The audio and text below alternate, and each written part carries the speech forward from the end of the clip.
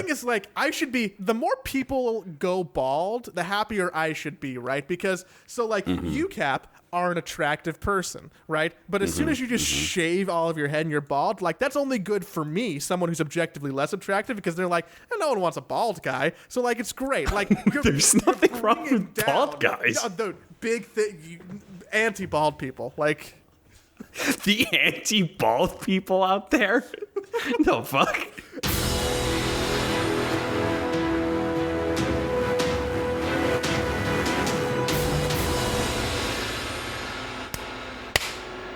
Great. Cool. Excellent. I'm sorry that took forever. I know That's fine. I know you're a Yanni boy. I gotta stay up. You gotta stay up? I haven't even eaten dinner yet. Oh. So I'm gonna try and stay up for another hour or two at least.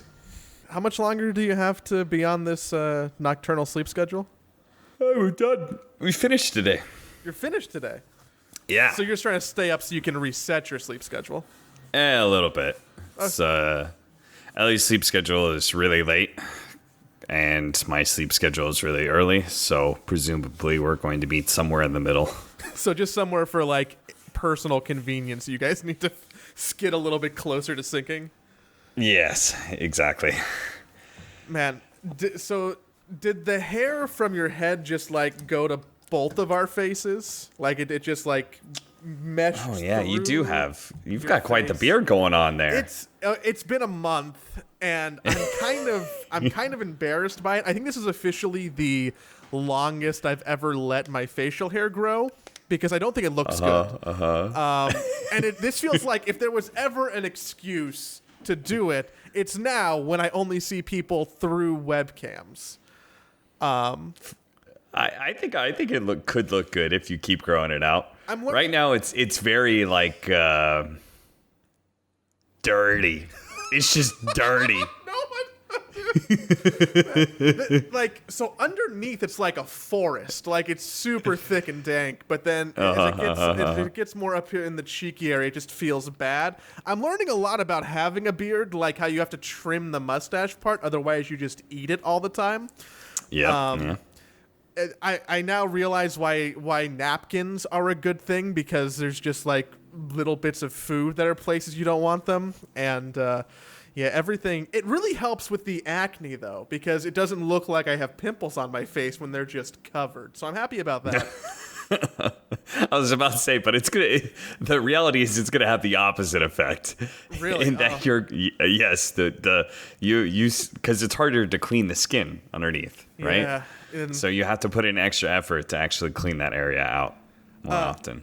I shampooed it for the first time the other day, because I'm like, oh, this makes sense, and that felt nice. But then I couldn't like wash my face with like an acne wash. I don't know. I'm 27 now, and I'm really just trying to figure this out for the first time. We're also getting close to the longest my hair's ever been, which is I don't like it. I don't like anything long. I feel so unkempt. Like, if someone were looking at me on a dating app right now, they would see that everything is completely not as advertised. The whole thing. All right, Joey. I will help you guide you through this. Okay. So yes, you can use the shampoo on your actual beard if you want, but you still want to use an actual facial wash to get to the skin underneath the beard. And then you also are going to want to use some sort of moisturizer for your beard, so you can get some sort of nice beard oil. So I need specific oil for the beard. Like, I can't just like grab some of the Ludens or like any type of lotion and put it on the beard. No. Okay. No. You want something. Either a beard oil or like there's beard moisturizers, which is a little bit thicker, that you could just put on at the start of the day. I do that whenever I let my beard grow out enough, because otherwise it just ends up feeling really dry. So that's how you do it. That's how you be an adult with a beard, Joey. Okay, I'm trying to learn. Like, really, this is the first time. I think it'll go away immediately once quarantine ends. But if we're in a long quarantine, I might just be stuck with it and just experiment. Yeah, I mean, it's supposed to be another month at least for LA, right? At least, I don't know. Yes. I've just assumed that I'm going to be inside for the rest of 2020 at this point. So I'm okay with it. It's fine. But man, it's even if I want to order beard oil, I'm sure that Amazon will be like, "Oh, do you want that?" It'll be there in 3 months because it's been my experience with anything that I wanted to buy recently. Yeah, I'm seeing all the jacked up prices on like exercise goods and all kinds of stuff. Don't even get me started on that. I realize I see kettlebells selling for like $500 or some shit. Even on Craigslist, I thought about selling some of my old dumbbells because they're just like 2 or 3 times the normal price on Craigslist. I decided that I should buy a weight bench because like I have enough room for one now, and I'm like, oh, this is great. Like I don't have anything behind me in my room. There's room for a weight bench. I can get like better, more good workouts. I'm not going to the gym. This is probably a really solid investment. And I'm like, okay, Wirecutter, Amazon, who's gonna have a good weight bench? And the answer was, there's a lot of great options, except you can't buy any of them. They're all sold out across the board, no matter where you want to get them.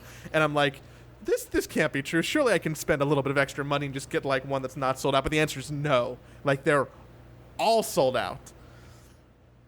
Yep. I actually part of the reason I know that is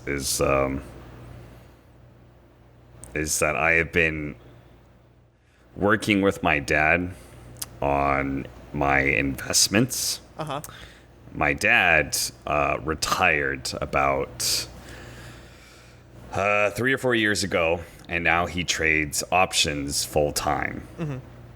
And so I will occasionally send him money, and we will talk about what we invest together. And one of the companies that we invested in is an exercise. It's like one of those home gyms. It's called Peloton, I think, or something like that. Oh yeah, it's one of those like bikes. home gym setups. Yeah, they were doing quite well for themselves. Yeah, I think that they're despite the craziness of the stocks and such. I saw they actually have like mobile install units. So like if you're really bougie, you can get someone to come set up your Peloton bike for you. And I didn't know that until I saw so many in my neighborhood. I'm like, what the fuck? And then I look it up, and those are also sold out. So that's wild.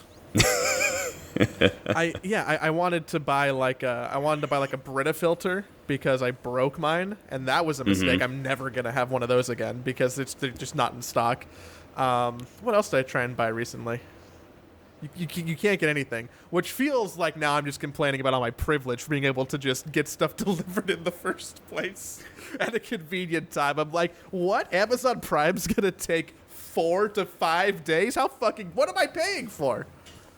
So when was the last time you left your apartment? I went on a 6-mile walk today. Wow, 6-mile walk. So today, yeah. I'm trying to still do the whole some type of extended activity every day. And it's wild to see everyone in all their different face coverings, because some people are like face masks, some people are scarf people, other people just like, I saw a lady who had like what looked like she ripped off 7 or 8 paper towels and then kind of taped them around her face with 2 large hair bands. And I'm like, I don't think that's doing anything for you, but nice. Yeah, I haven't done any of that with ESL going on and stuff, but now I've got to. I didn't do anything for my diet. I didn't do any exercise basically during ESL, but now that it's over, I promised myself that I would be good once ESL is done. Well, how could you? I mean, they cater you food, right? So, I mean, it's hard to just stick to a diet when you're getting a bunch of free food, right? That's probably not great for you. I mean, honestly, half our meals were Chipotle. Because Grant loves Chipotle. BSJ loves Chipotle. I love Chipotle, and so does Blitz. And Blitz is still trying to be healthy, so he's doubly down with Chipotle. So it wasn't that terrible. But yeah, today we got like Red Robin, so... you can't get endless fries when it's delivered, and that's the only point of going there, right? I think that's the whole thing. They're not even that good, but Red Robin in the States has endless fries. their burgers are pretty good. Their burgers are pretty good. I have high burger standards. I feel like if I'm going to go to a place and buy a burger, it needs to be a top tier burger. I'm not okay with like medium tier burgers. Like only the best. And Red Robin is like solidly in that middle category. How can a burger possibly? It's a fucking burger. Okay, if you're gonna go invest, it's not a steak. If you're investing in a burger, you still want to go to a place that will cook your burger medium rare for you. And it's remarkable how often you cannot get a medium rare burger. Well, Red Robin does that. That's true. It helps. But then, like, I feel like burgers have, like, a clock on them as soon as the top bun gets gently placed on. Where, like, it needs to be starting to be consumed within, like, 7 minutes at the most. Yeah, my burger was... I mean, it was actually pretty good. It lasted surprisingly long. Because I didn't even get to it, because it was one of those deals where it delivered... after we had just started casting. And so I watched those piece of shit panelists eat their food while we're sitting there casting. Those sons of bitches. I ordered Chick-fil-A at like 11 o'clock last night to get delivered because I might have been drunk on a phone call. And I'm like, this is a great idea. So I'm still going back and forth. I tried to go to Chipotle last week because they were having like a buy one, get one burrito thing. And I'm like, this is great. 2 burritos for the price of 1. Look at me. I'm balling out. So when was the last time you went somewhere? When like grocery store or something? I was at the grocery store earlier this week. I waited 25 minutes in a line to go to Trader Joe's on like Thursday. Which is wild because Trader Joe's like they're really like all the markets are trying to be conscious of the situation, but I think some are doing different levels of like, caring. Most markets around here are definitely doing the only X amount of people in the store at the same time, and then also, standing outside 6 feet apart with like little chalk lines or tape lines on the ground. But Trader Joe's is already like inordinately popular over here. And there's only one, so that makes the one that's by me even more popular.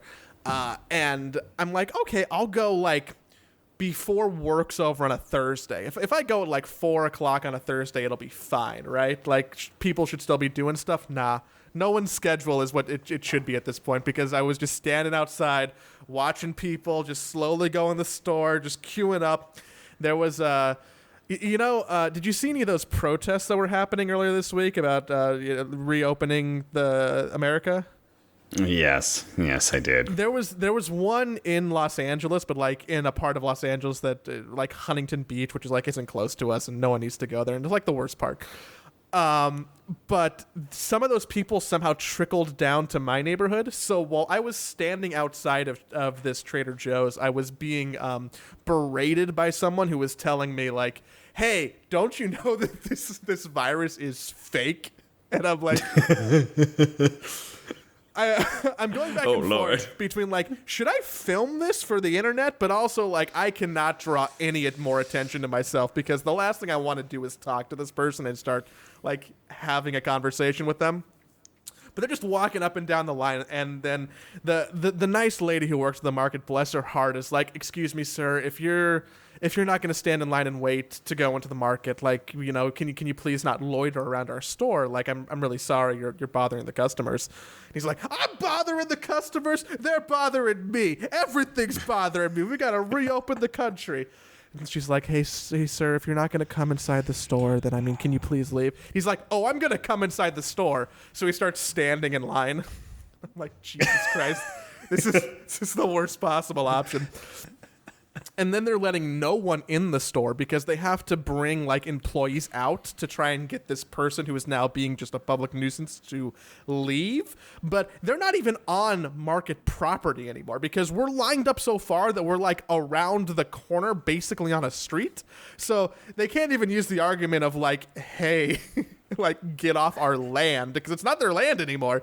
So, man, So we just kind of stuck around. Yeah, for a while? No, because Trader Joe's, man, great tofu, good meat, cheap prices on meat sometimes. They got a lot of big Trader Joe's fan.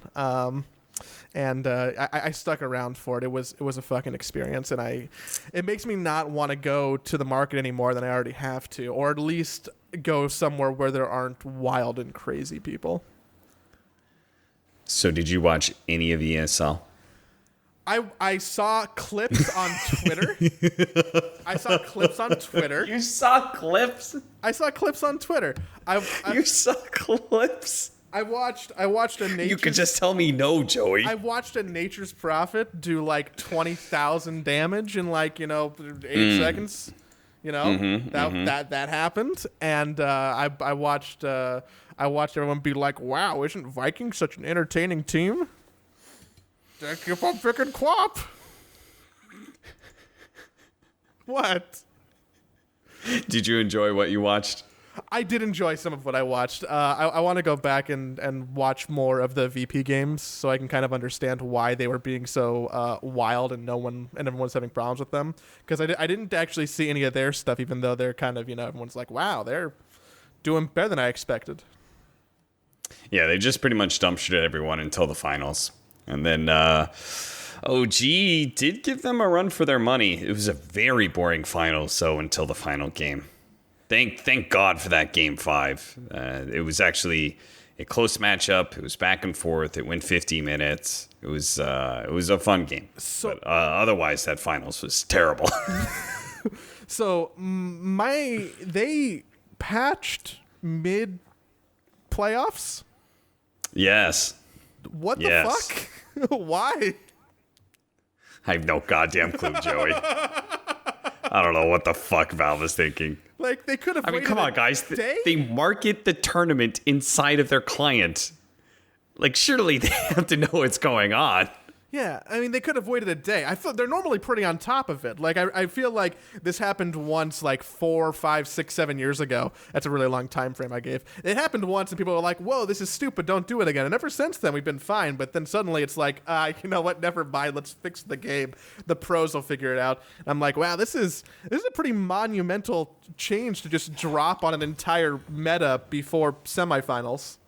So this was particularly egregious because it wasn't even a complete patch. We got a half a patch in the middle of the tournament. And what I mean by half a patch, I don't mean a minor patch of like, oh, hey, we're going to slightly tweak this hero and slightly nerf this OP hero and maybe lower this item by 100 gold. No, it was half a patch. As in, they literally said in the patch, this is just kind of temporary. There's going to be more changes to come once we figure this out. Like, what? Why did you drop it then? Don't you have this experimental public matchmaking mode that you could have used these economy changes on to be able to get the information you needed? Like, they literally said, oh, we're going to do a bunch of, like, there's going to be, like, hero changes and shit to come. But for now, we're just going to do this economy thing. Like, why? Why did you need to do that in the middle of the tournament? Like, it's actually so stupid. I can't believe they did that. I feel like the only time stuff like that happens where it's like half a patch is when something is like super out of whack, right? Like when there's like, hold on, we have to change Sniper because he's sniping everybody. And like people were complaining about the economy, but I feel like it wasn't in such like a big way to where it justified doing this like hodgepodge half a patch mid-tournament thing. But they must have felt the extreme need to fix it, right? No. What needed changed? What they changed wasn't like good. It wasn't good. good. I mean, I think it will be good, but it's not like it really did anything for Dota. It actually just made the game. I would argue that it made the final games a solid like 10% worse as a result. Because people didn't know what they were playing, or because No, because okay, so the problem that has been going on with the current patch is the fact that they took away the comeback mechanism of teams. So before, when you were behind in net worth and you killed somebody, there was this arbitrary number that would go off. Basically, in the code, it said if you're behind, you get a 1. If you're not behind, you get a 0. Okay, so if you are behind in net worth and you got a kill, you got some more for it, saying, "Hey, good job. You're actually losing the game right now, but you managed to get a kill, so you're rewarded for it." Kind of silly, but also keeps the game competitive. They decided to take that away. No big problem. They put in something else, kill streaks, right? The kill streaks are how you get back into gold now. And then that was really wonky, so they fixed that, made it scale with experience, so that made more sense. But then it just meant there was these one-sided games because people, like we talked about this on the panel. I said, here's what's probably going to be happening. People are going to be grouping up and playing push lineups that take objectives so they get a net worth lead without getting big kill leads, right? You don't have a godlike spree that potentially can feed a bunch of gold away. What you do is get a 5 tower lead, and it's really hard for them to win fights against you. And even if they do, they don't get that much for it. So that was the problem. Eventually, there are some things that just would need to get fixed, and this patch does go in the right direction, which is the game has been having this power creep for a really long time. Everyone's been getting lots and lots of gold. The late game shows up. It's like 30 minutes into the game. We're talking late game items. You know, we're saying like, it's 30 minutes. This Spectre is now online. It can kill everybody, you know? So it's like, okay, that's just weird. That wasn't ever supposed to happen. So they try and dial back this power creep that's happening by just across the board reducing everything by 10% in the gold. Okay, everybody's getting 10% less gold. That feels so, I don't know, not, I don't even know what I'm trying to say. Like that's not a beautiful articulated change. It's just like, what do we do? I don't know. Let's just fucking lower it by 10%. It is kind of inelegant, but I don't necessarily disagree with it. I think it is the right change. But the problem is that then they also did the kill streak gold reduced by 50%. Straight up 50%. So the comeback mechanism that you took away, you took out of the game, and then you put a form of it back in through kill streaks, then you just reduce that by 50%. Well, then that means that comebacks are near impossible at that point in time. We would watch teams with like a 9,000 net worth lead. They would lose a fight. They would go for like, they would lose like, say the losing team, they lose 2 heroes, but they wipe the enemy team. They'd get like 1,000 gold from it. They would go from a 7K deficit to a 6K deficit for winning a team fight. Yeah, like it was so silly. It was so silly. The fact that that was happening, that they did this mid-tournament, the fact that they literally say this is the note. This release is focused only on the following systemic changes. Once these changes settle a bit, there will be a follow-up hero and item specific adjustments.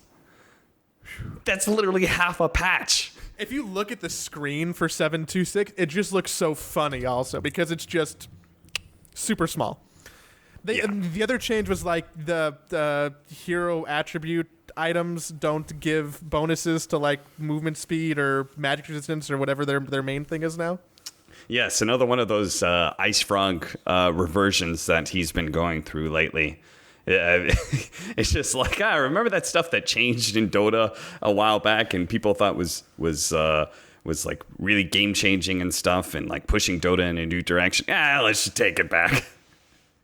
So now these attributes no longer give people these special bonuses, which was a way for intelligence heroes to be able to scale better, way for strength heroes to be able to scale better. They took that away. And I don't disagree with these things. Let me reiterate. I do not disagree with these changes. I do think power creep did need to be addressed. I don't mind us going back to, these spell amplification and things like that being taken away out of just purely the stats. I don't disagree with that. I just wish I wish they were a little bit more patient, a little bit more well thought out about when they released it and why. Maybe it's because like it literally feels like they're just like, this is the direction we want to go, but we're not sure how it's going to impact things. So let's just put it into the game and watch the rest of this tournament and see what happens. Like, what? Maybe they feel like these changes will affect all of the hero changes so much that they have to like sort out what's good and bad before they can address like specific damage, spell, hero item numbers. Oh no, I'm sure it absolutely will. I'm sure that there is no way for them to balance heroes and items until they get information on this patch. It's just the playoffs of a tournament that's been going on for 3 weeks is not the time. It's not the place to be able to get that information. And it's not the time or place to do so. You could have just waited till Monday, put it in. You would have gotten some public matchmaking information. That would have been enough. If not, WePlay is going to be starting up soon. You could have gotten some, generic group stage games in there. You could have gotten some information from that. Not in the playoffs that have been building up for 2 weeks straight. BTS is a tournament that's like in action right now. Like you can get games from there. Like there was nothing. The ESL thing hurt. Yeah, it's like this is basically your major. Like you have it inside the game client. You're advertising that tournament. Like, oh man, freaking Valve. It cracks me up. Those ability attribute changes were more beneficial for strength and intelligent heroes, right? So does that mean that we're gonna get to a point where maybe agility heroes are the stronger carry options going forward again?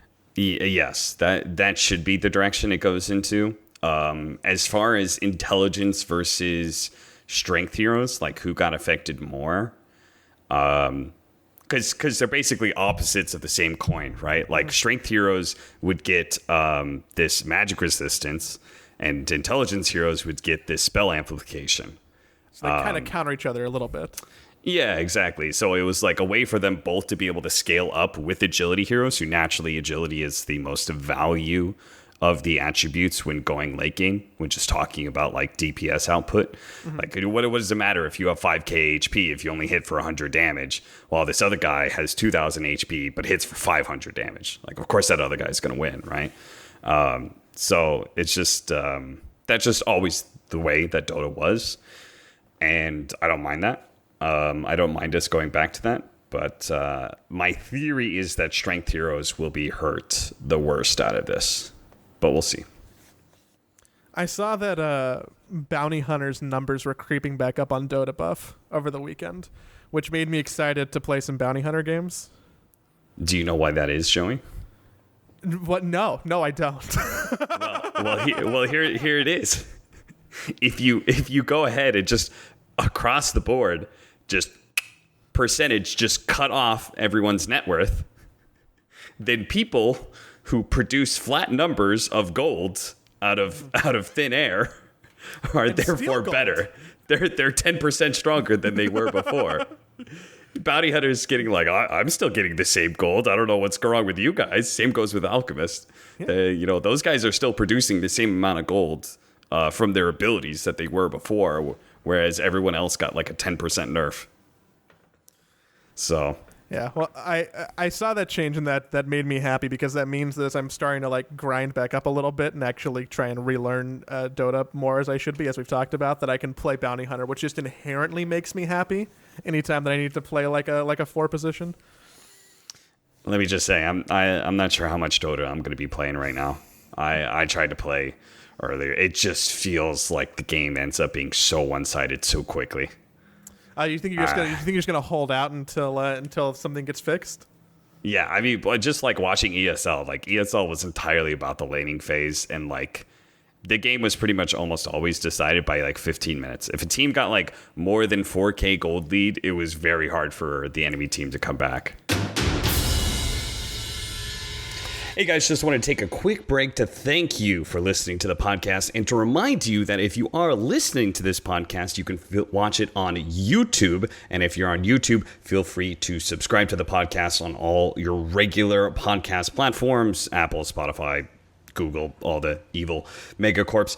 Liking and subscribing is great, but if you really want to help us out, be sure to rate and write a review on Apple. That actually helps us a lot. And if you do so, we will choose one of the reviews to read on the show, and we will also give you an Arcana. Joey specifically will reach out to you and give you an Arcana of your choice. Also, be sure to check out the sister podcast, Shared Tangos, with Ziori and Trent.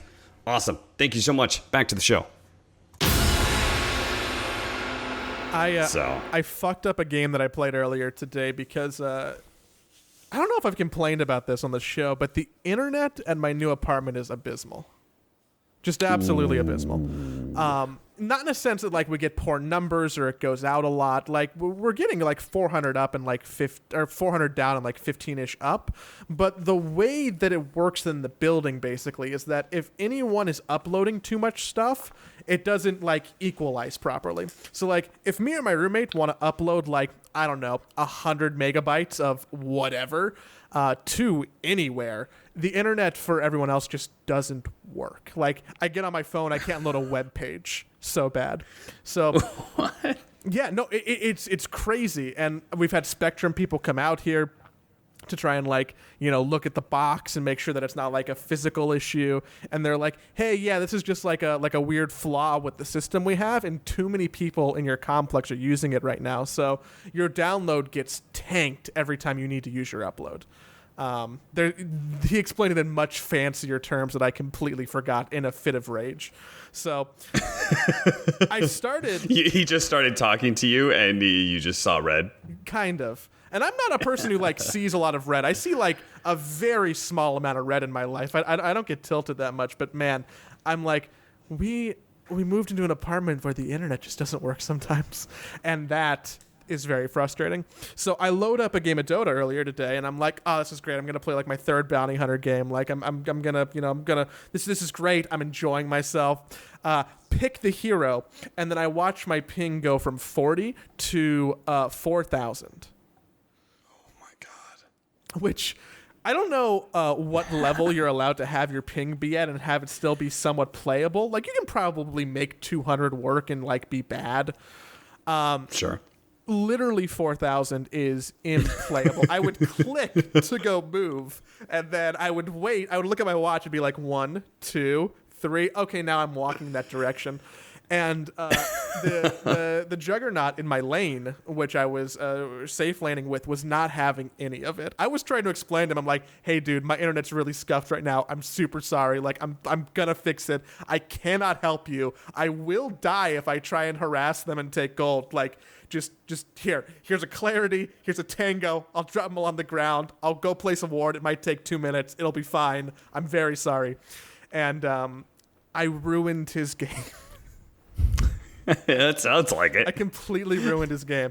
8 minutes. It took 8 minutes. So about 8 minutes in game time, the internet started working again, and I realized how important the laning phase in gold advantage is when the fact that I didn't do anything for 8 minutes, and then the rest of my game was also ruined. Yeah. And you're gonna find it's a lot harder to get gold. My feel of the game, I remember thinking like, God, why do I still not have my item yet? And then I remembered like, oh yeah, like 10% of just global net worth is cut. And then on top of that, every single time we manage to kill somebody, God forbid, if they don't have a kill streak, then it's worth literal garbage. And if it does have a kill streak, well, it's worth half of garbage. So I'm not getting anything out of the game. I wonder if more people like slower or faster Dota games, because it feels like a lot of these changes just directly impact like the game length too, whether it be like a 25-minute game or a 40-minute game. And I wonder what the consensus is there if they try and look at these changes at like, okay, you know, we were trying to make Dota faster over the last 18 months, and I think we succeeded. Maybe we succeeded too well because the game was getting to a point where there were like 20-minute matches, right? And now like, okay, let's dial that back. Let's figure out how do we get something that, you know, looks more like a 2018 game or a 2017 game where it's just, you know, maybe you're playing a 35, 40-minute game. And maybe that's part of the intent, but it probably feels bad now to go from a place where like we're used to being like, hey, look, TPs so cheap. Hey, look, all this gold, I'm getting it. That when you like take that away, it's almost it's like we're getting paid less. Like we just got like a fucking pay cut at our job or something. I do think that they are trying to. I'm not gonna quite say slow the game down, though. I think it should eventually have that impact. But I think they're trying to create longer periods of early game. So if you my theory of Dota is it's broken down basically into 4 stages. There's the laning phase, there's the early game, mid game, late game. And so those heroes that used to operate in the early to mid game, back in like early days of Dota 2 and Dota 1, your Pucks, Quaps, Clockworks, Nyx Assassin, those heroes have a finite amount of damage, and they use that to go out and kill people, right? Mm-hmm. And so inherently it means you're going to fall off late game, right? Because your damage is finite. Like Sonic Wave only does a certain amount of damage, and that's just it. It won't do anymore. And then like doesn't matter how many items you get back then. Nowadays, obviously with spell application and stuff, it goes later and later, and you do scale a bit, but not as much as agility heroes do. But what just was kind of happening with Dota is we kind of blended this laning phase into early game. So like laning phase over by like 6 minutes, early game pretty much over by like early games, like rotating around the map, like, you know, maybe your mid's running around getting kills, maybe you take some tier 1 towers. Okay, that's like done by like 10 minutes. And then mid game's pretty much over by like 18, 20 minutes. And your late game is just from there on out. It was just crazy how like carries just managed to get so much farm, whether because people are getting better, because of power creep and stuff. And so I think what they want is these killers, these Clockworks. I mean, this has been my biggest complaint. These Clockworks, Nyx Assassins, Quaps, Pucks, these kind of heroes that are designed to go out and kill things. They only had a space of like 5 minutes to do so, and then their game was over. It's like, well, shit, if I don't get 5 kills in the next 2 minutes, my game's over, because everyone's going to have Glimmer Capes and 4 staffs, and the carries are going to have 2 or 3 items, and everyone's going to be statted up to 3k HP or some shit. Like, so how can you possibly kill people when your Vendetta combo does, like, maybe 800 damage? Like, you can't do anything. So I think they're trying to create longer stages in Dota. Like that was how Dota 1 and early days of Dota 2 were kind of set up, where you could use those kind of heroes. That all went away because of power creep, so I think they're trying to dial it back. I think this direction is going the right way. I wonder if all these changes and how they affect like people's willingness to play Dota, or like someone who might be wanting to come back and play again, but is like, oh fuck, like there's so many more changes that I can't like learn them quickly enough, and like what the benefit is of like fixing this stuff for the people who are still playing versus alienating people who aren't keeping up with all of these changes. I don't really know. That's not a question for me, since it's my job is literally to keep up with the game, so I don't really know what it's like not to keep up. That's true. I've been keeping up for 15 years now or something, you know, like I don't know any other life. Hey man, well if someone needs some kind of weird encyclopedic Dota knowledge, then like they'll just call you first, and that'll be great, right? Because that gives you a job. True, it did get me paid for the last 23 days, so that was hype. Dude, big ballin'. Go. But yeah, ESL was pretty fun. It's I mean, it was kind of hell for the sleeping schedule for the first week when we were doing SEA, NA, and SA all at once.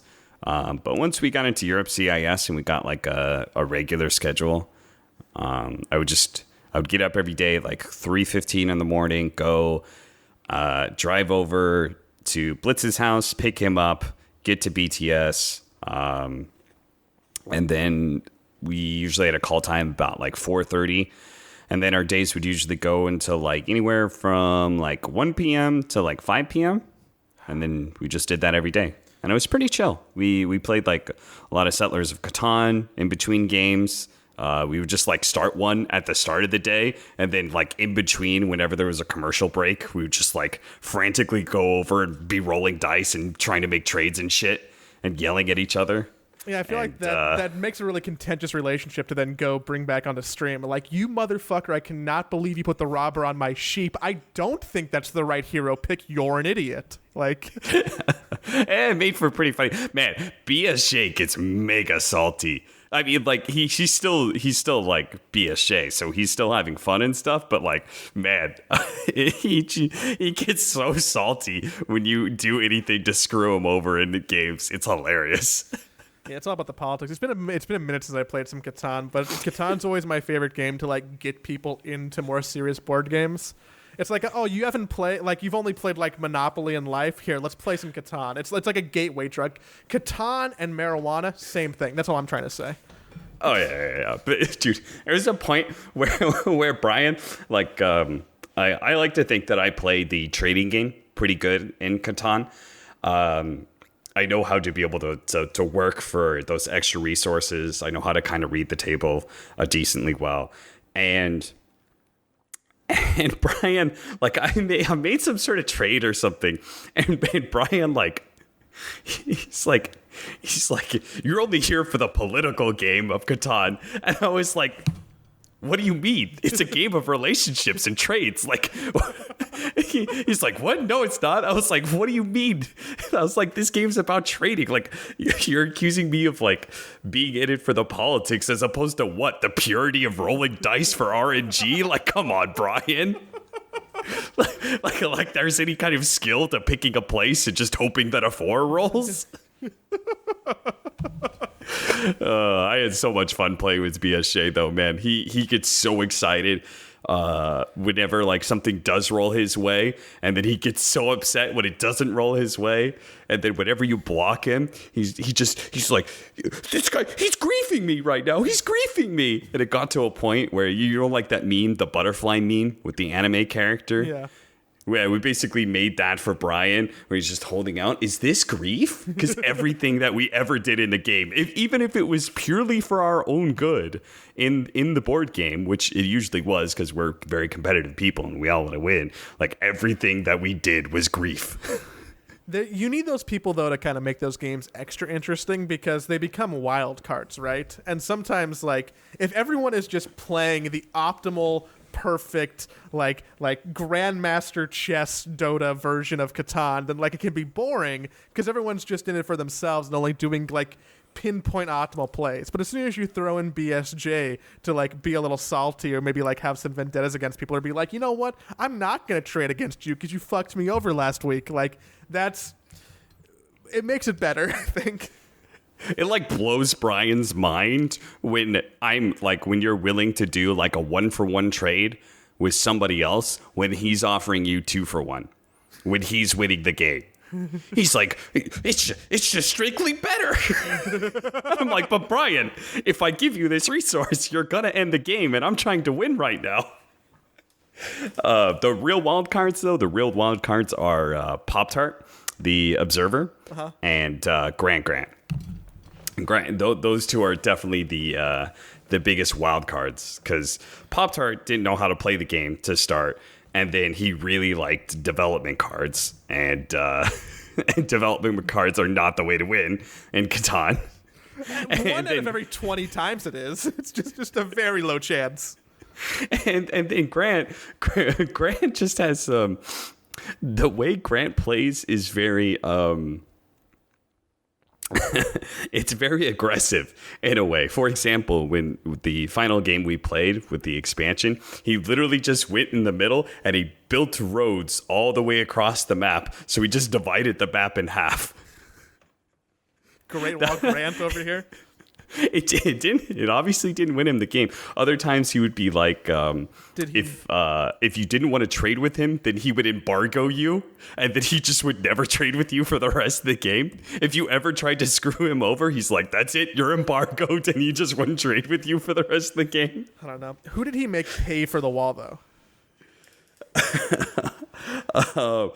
I think maybe me.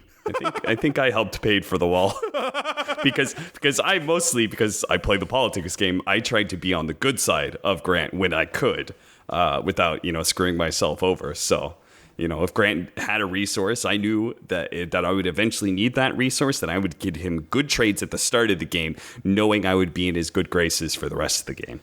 Are there any other games that you like breaking out at events like that? I think I see code names get thrown around a lot, but like what's like the board game rotation? Yeah, Codenames, Catan, Mafia, maybe some Werewolf. That's pretty much it, honestly. It's a little bit hard to like bring board games and stuff to events most of the time. That's why that's why Mafia is so easy, right? You literally you only need a pack of cards.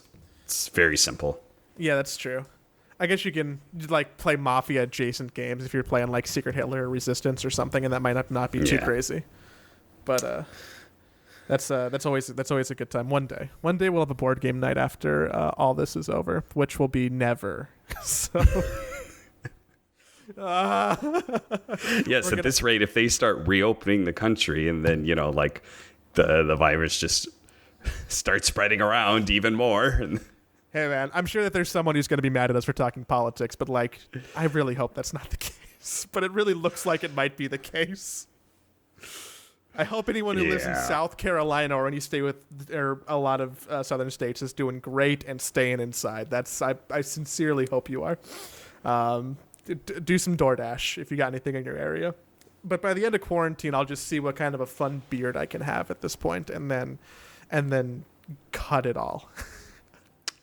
Dope. I highly recommend going bald right now. It's by the end of the event, everybody wanted to go bald. Why? Blitz wanted to do it. BSJ wanted to do it. Gods wanted to do it.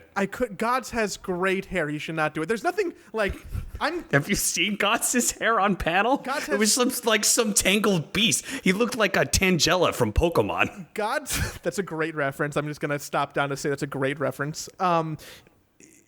Some people try so incredibly hard to get like that hair that looks like it's kind of messy, or they kind of don't care, but it's kind of anime, but it's kind of like up and down. And he just like naturally has it. People work really hard for that. I don't know how natural he has it, but I'm pretty sure he used a little bit of product in his hair. The thing is, like, the more people go bald, the happier I should be, right? Because, you, Cap, are an attractive person, right? But as soon as you just shave all of your head and you're bald, like, that's only good for me, someone who's objectively less attractive, because they're like, no one wants a bald guy. So, like, it's great. Like, there's nothing wrong with bald guys. The big thing, anti-bald people, like... The anti-bald people out there? The fuck? It happens. I think. I don't know anything. I'm just saying that I think like attractive people shaving their heads is just like bringing their their averages down a little bit. So it brings the median closer to center. So I'm all for more attractive people shaving their heads. Joey, have you never heard of women who are attracted to the shaved bald look? Impossible. Literally doesn't exist. You're talking about unicorns. Speaking of, Slime gave me a very good compliment. Slime, the Smash commentator who works at BTS, he said I have a very good dome for going bald. He saw me and he's like the first day I showed up bald, at the end of the day, he's like, you've got a really good dome for that. I was like, thank you.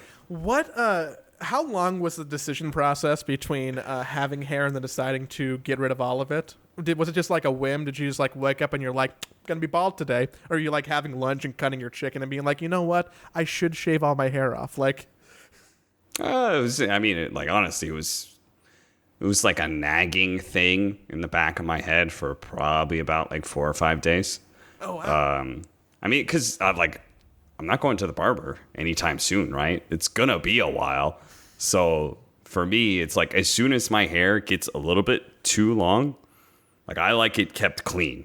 I like my haircut like very clean in that regard. So once it starts getting just a little bit too long, it's gonna start bugging me, and I'd rather just have I'd rather just shave it all off than let it keep going. So I'm going the besides, again, remember, I was in the military. You know how often I've had to go shave and bald? It was like for 4 years of my life. That is a fair point to just be able to do it. I'm very comfortable with being bald. It's very nice. I like it a lot. Do you just have like more airflow? Like you walk outside and you're like, wow, that breeze feels great on my scalp. Yeah, I mean, it's very clean. You just kind of like run your hands through it, especially when you first shave it. I'm doing the opposite. It's hard to thing. resist. I'm doing the opposite thing, and not out of laziness, out of just personal curiosity.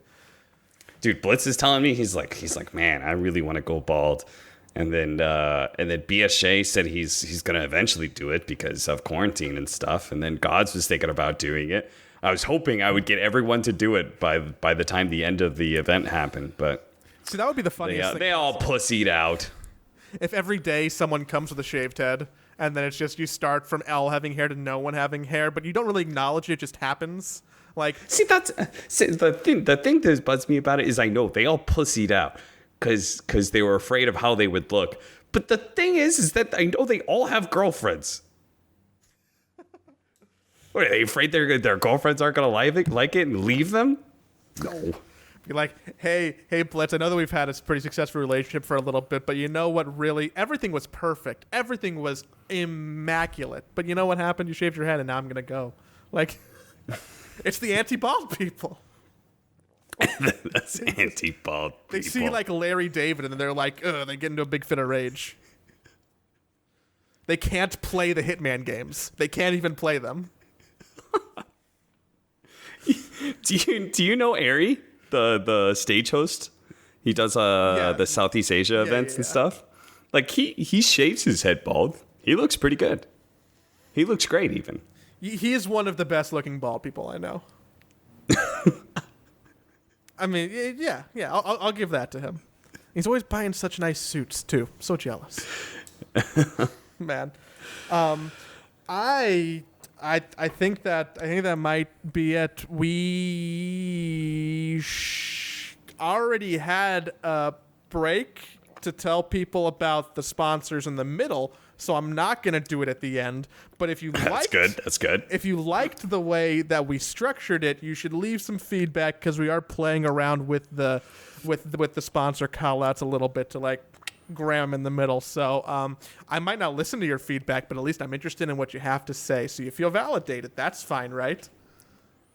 Yes. And for those of you who showed up because you watched the Slacks episode and it went up on Reddit and you're hoping for an equally good podcast episode the week after, I apologize. Oh, fuck. I was thinking about that. Sorry. The whole time before we started recording this, I'm like, man, there's going to be a number of people who were here because of the last one. They're just disappointed. That. And then we didn't. We acknowledging it now, and they've probably already left. They've probably been like, fuck, this isn't the same thing. I'm gonna go. But if anyone is new and stayed. But if you stayed this long, you should know that we are going to have another guest next week, and it is a very big guest. It's a very big guest that has not been on a podcast before. Not in stature. I guess in stature. Not in physical stature.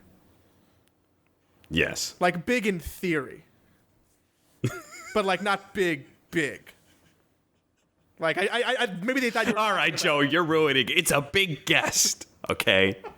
So be sure to tune in next week because I'm hoping that podcast episode will be a lot of fun. But yes, the current plan is to kind of just go, me and Joey are going to do our thing once every 2 weeks, and then every other week we will have a guest on, and the next one should be pretty good. And it's easier to do because even though eventually we don't want to do all these remotely, while we can have an excuse to get people to call in because everyone's at home, I'm going to take advantage of it, okay? So thank you for listening to Slacks and then staying through this whole episode. Thank you to everyone who listened to Slacks, liked, and was already here in the first place and is still staying here. Thank everyone, all right? Everyone, great. Thank you. I'm good. Thank you. I don't know what else to say. You're how much do your thumbs bend back a lot, Cap? You said a thumbs. Yeah, you. Not No, I guess not a decent ton. amount. Yeah, okay, that's just interesting. Well, I'm not one of those people that does that. Like they can bend it all the way back Yeah. and touch their arm. I'm realizing that for an audio podcast who's not watching the video version, that made no sense. It's okay. You can come watch it again on YouTube. Thank you very much. Just imagine that my thumbs bend backwards like 90 degrees. All right. Thank you, everybody. I will. He's a freak. He is. He's a freak. Go tweet Capitalist right now and ask him to send you a picture of his thumbs. Everyone do that.